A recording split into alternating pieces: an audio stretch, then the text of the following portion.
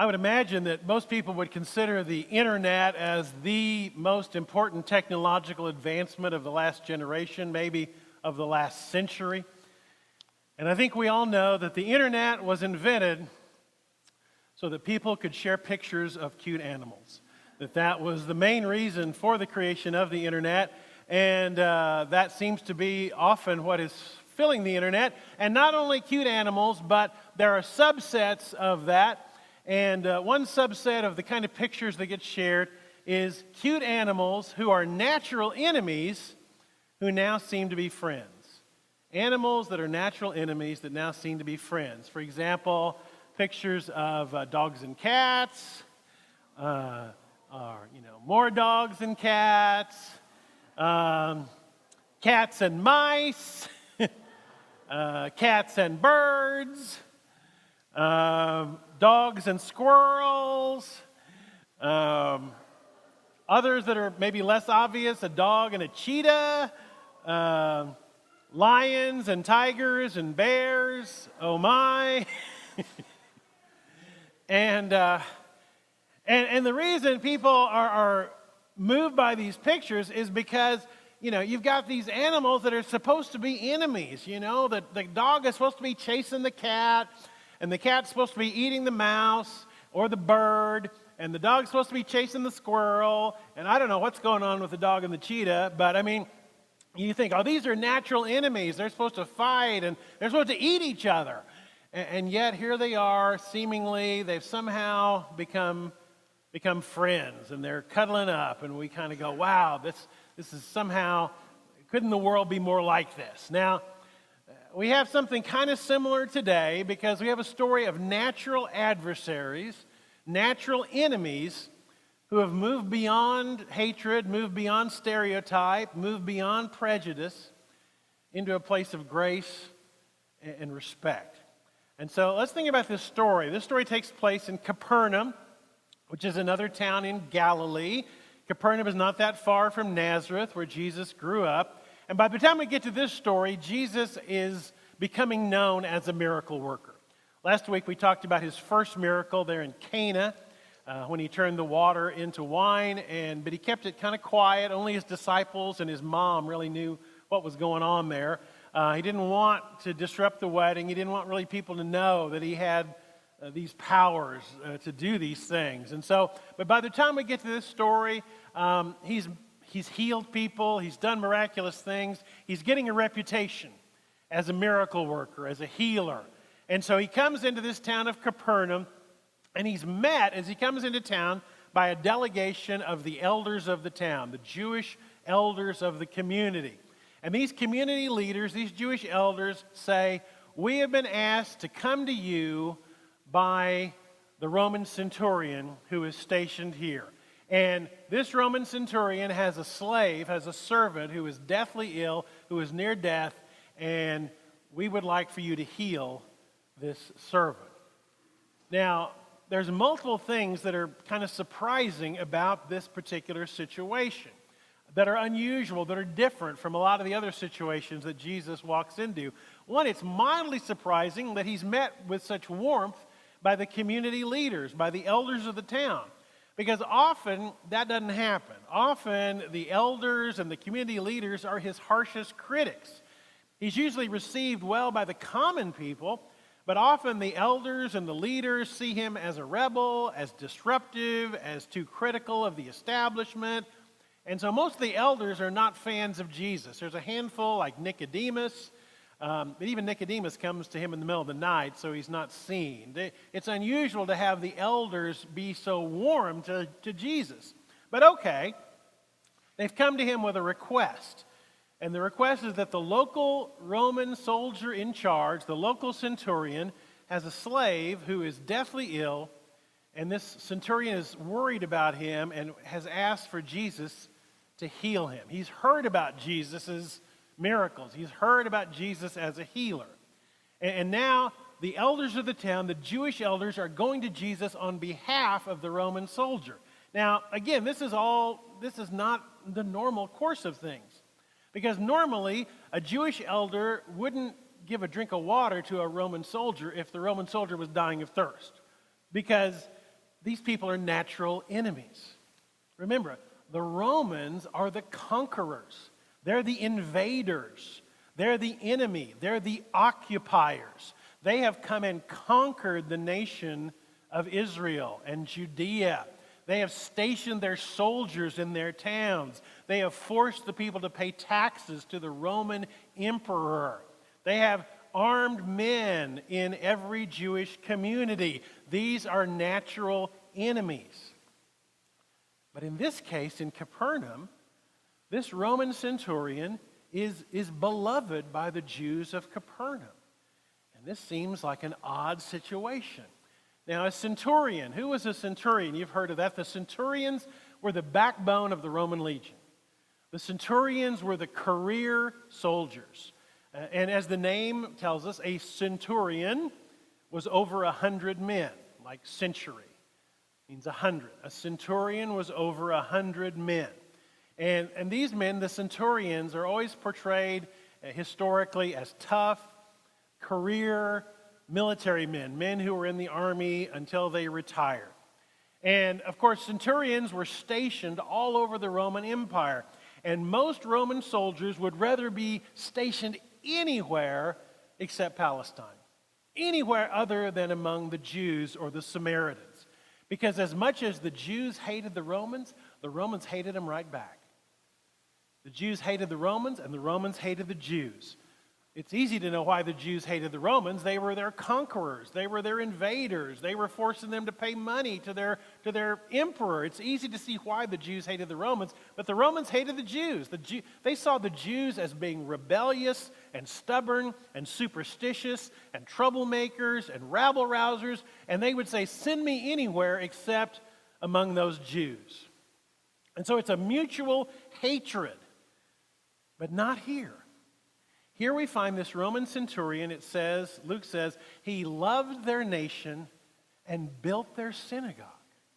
He loved their nation and built their synagogue. So this centurion, stationed there in Galilee, in Capernaum, has come to love and appreciate and serve the local people. And they love him back. There's a mutual admiration, respect, and love back and forth between this Roman soldier and the people of Capernaum. It says he built their synagogue. We're not sure exactly what that means. Does it mean he helped finance it? Does it mean he actually had his men help physically construct it? Does it mean he went through all the channels to get the Romans to approve it? We're not sure, one or all of those things. But somehow the synagogue there in Capernaum, he helped get it built. Now, I've been fortunate enough to go to Capernaum twice. First with the other clergy, and then this last year when about 60 of us from our church went to the Holy Land. And one of the places we get to go is Capernaum.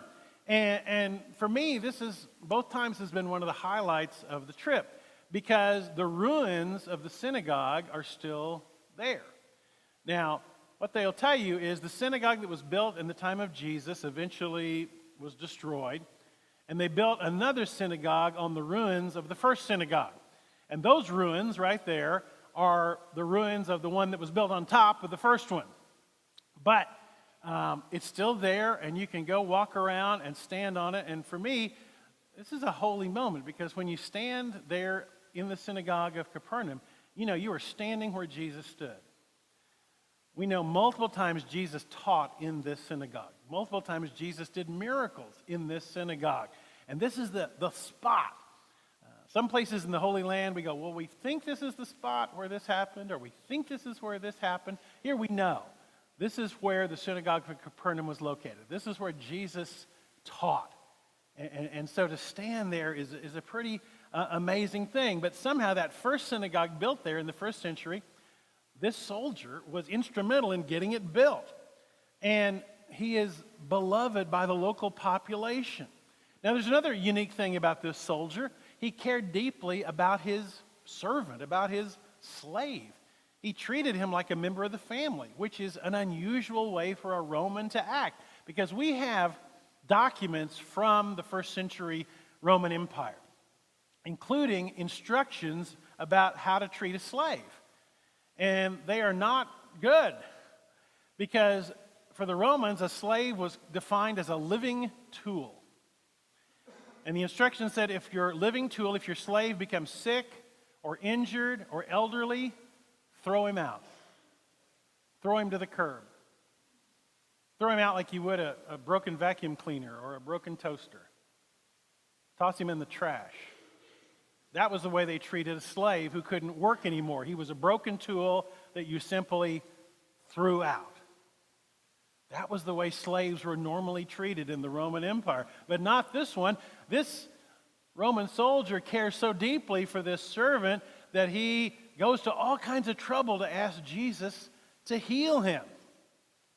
And Jesus agrees. He agrees to their request, and he starts heading for the house of the Roman soldier. But the Roman soldier sends word and says, no, you don't need to come to my house.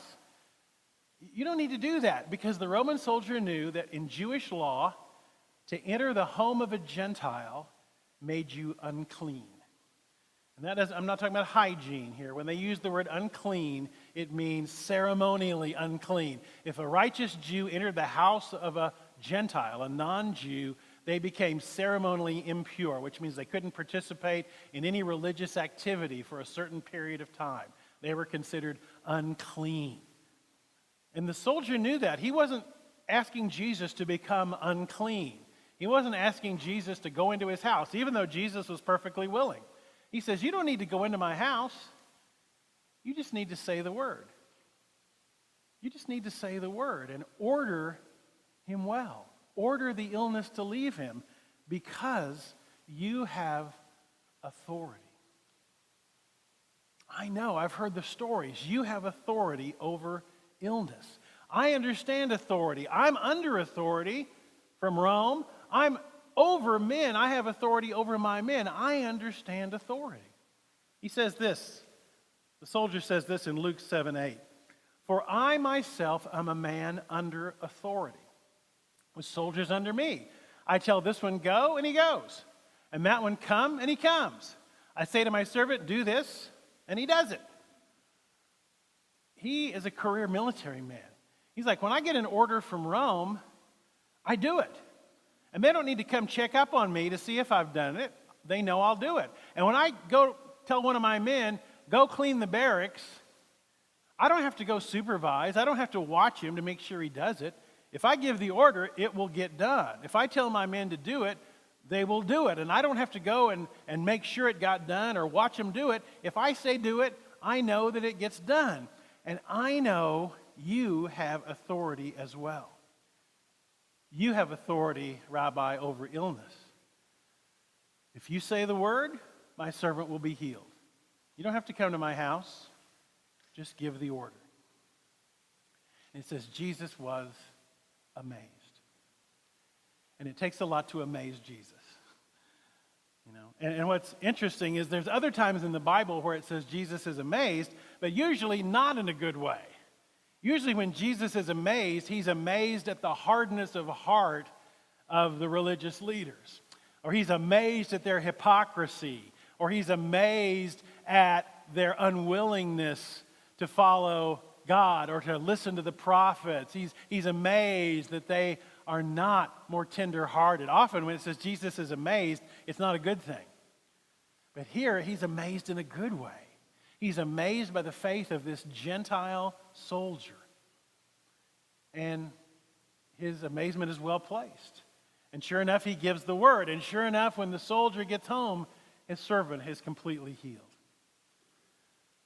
Now, a couple of things stand out about this story. One is the authority of Jesus. Jesus is a man of authority, and the Roman soldier recognizes this. Jesus has the authority to tell illness to be gone, to cure lepers, to cure blindness, to cure deafness. Jesus has authority over illness. In other stories, he has authority over unclean spirits, even demons. It says that there were times when people were possessed by this unclean spirit. Call it a demon, call it something else. Whatever it is, it's something making these people suffer and go nuts. And Jesus would say, come out. And the evil spirit would come out. The demon would come out. And people were amazed. Like, even the demons are forced to obey him because of his authority. Jesus has authority. He's a man of authority. When he's in the boat with the disciples, and he's sleeping in the boat, and it says that the waves start to rock and roll, and the wind's blowing, and he's still sleeping, and the disciples, we're going to capsize, we're going to die. And they wake Jesus up. Don't you care that we're all about to die? And Jesus wakes up from his nap and stands up and looks around and says, hush. The word is really the word you would use to tell a dog to stop barking. He says, hush. And the wind stops, and the waves calm down, and the disciples are looking at each other going, who is this guy? We've seen stuff before, but who is this guy that the wind obeys him? Who is this guy that the waves obey him? What kind of authority does this guy have? So this passage reminds us of Jesus' authority. It also tells us about the faith of this soldier. Luke says in 7:9, when Jesus heard this, in other words, when the soldier says, I know all about authority, and you don't have to do anything except say the word. It says, when Jesus heard this, he was amazed at him, and turning to the crowd following him, he said, I tell you, I have not found such great faith even in Israel. He had not found faith like this among the Jews, among the priests, among the rabbis, among the Pharisees, even in his own disciples. He had not found this kind of confident faith here from a Gentile, from a Roman soldier. So this passage reminds us of Jesus' authority. It's a story of great faith. But there's one other thing that's maybe not so obvious about this story, and it's kind of where I started. In this story, enemies, rivals, adversaries become friends, care for each other, advocate for each other, help each other. You got Jewish elders advocating and helping a Roman soldier. You have natural enemies working together. And so many of the stories in the Bible remind us how broken the world was and how broken it still is. So many stories in the Bible are about Jews hating Romans, Romans hating Jews, Jews hating Samaritans, Samaritans hating Jews, Pharisees hating tax collectors, Pharisees hating Sadducees, Sadducees hating Pharisees, Sadducees and Pharisees and priests all hating Jesus, on and on and on. Jesus being criticized for healing. He heals somebody, and it happens to be the Sabbath. And they say, you're a lawbreaker, you're a rule breaker. How dare you work by healing somebody on the Sabbath? Another time when he casts out a demon, someone says, well, you only can cast out a demon because you're working for the demons. And Jesus is like, that didn't even make sense. What? But so much of the encounters are adversarial. There's so much division and prejudice and us versus themness. And it was that way 2,000 years ago, and I'm sad to say a lot of that hadn't changed. There's a lot of that us versus them nastiness in our culture today. I said jokingly at the beginning, the internet was created for pictures of little cute animals. Seems like sometimes the internet was created so people could troll each other, so people could attack each other. I've had some high school acquaintances that asked to be my friend on Facebook. I'm not big on Facebook. I've had some high school acquaintances that I've friended on Facebook, and then I've had to, whatever you do when you don't see their posts anymore, because some of them, all Democrats are horrible people. Another one, all Republicans are horrible people. Blanket statements. If you're in this political party, you're awful. If you're in the other one, you're awful. And then the comments and the arguing and the back and forth goes on and on and on. And that's all over social media, not just over politics, but over stupid stuff, trivial stuff, people just attacking each other for opinions that are different from theirs because they're different in some way, And sometimes you think, what is this? How have we come to this? And then we think about, what does Jesus say about all that? And look at what Jesus says in the Sermon on the Mount, Matthew 5. You've heard it was said, love your neighbor and hate your enemy. And we're like, yeah, that's the way it is. Love my friends and hate my enemies. But Jesus is like, no. I tell you, love your enemies. Pray for those who are your buddies. No, it doesn't say that. Pray for those who persecute you, that you may be children of your Father in heaven. He causes the sun to rise on the evil and the good. He sends rain on the righteous and the unrighteous. If you love those who love you, what reward will you get? Are not even the tax collectors doing that? If you greet only your own people, what are you doing more than others? Don't even pagans do that? Be perfect, therefore, as your heavenly Father is perfect. He says, being nice to your friends, he said, the tax collectors do that, and they're the scum of society. We'd say, being just nice to your buddies, well, Nazis were nice to their buddies. Al-Qaeda's nice to their buddies. He says, if you're only nice to your friends, you're no better than the worst group you can imagine. If you only are warm and greeting people that are already your buddies, then he says you're not better than the worst people on earth. The worst people on earth are nice to their friends. He says you got to be different. You got to be better. You got to be perfect. We're like, wow, I don't know about that last one. But that's our goal. We don't get there until heaven, but our goal is to be like Jesus. And Jesus says, love your enemies. And we say, well, I don't have any enemies. I just have all these people I can't stand. Jesus saying those are the people you're supposed to love. And remember, love, when Jesus uses it, is not about your feelings. Because you can't command somebody how to feel. Love is always about how you treat somebody, how you talk to somebody. So Jesus isn't commanding us to feel warm, fuzzy Valentine feelings about people we don't like. He's telling us to treat them with love and grace and respect and forgiveness. And that means people who disagree with you politically, people who are different from you, people who dress different, people who look different, people who are different race or whatever. I mean, all the things that divide us, all the things that people divide into camps about. We're supposed to be better. We're supposed to be different. We're supposed to break down those barriers. And I like this story of the Centurion for a lot of reasons. And the normal things we focus on in this story is the power of Jesus, the authority of Jesus, and the faith of the Centurion.